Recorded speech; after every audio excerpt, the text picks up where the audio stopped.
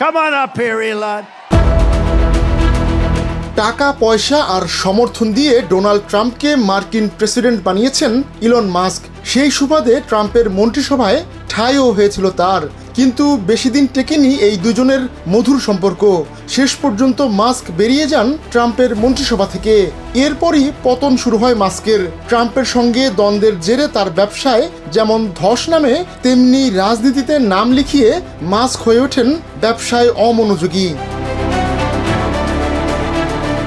এবার তারই খেসারত দিলেন মাস্ক। তাকে হটিয়ে বিশ্বের সবচেয়ে ধনী ব্যক্তির জায়গা দখল করেছেন ল্যারি এলিসন। 81 বছর বয়সী এলিসন ওরাকলের সহ-প্রতিষ্ঠাতা। মাত্র একদিনে কোম্পানিটির সম্পদের পরিমাণ $101 বিলিয়ন বেড়ে যাওয়ায় এলিসন বিশ্বের সবচেয়ে ধনী ব্যক্তি হয়ে ওঠেন। এআই ও ক্লাউড অবকাঠামোর ব্যবসা করে ওরাকল কোম্পানি। সেই কোম্পানিটির বারবারন্তে এলিসনের সম্পদের পরিমাণ দাঁড়িয়েছে $393 বিলিয়ন।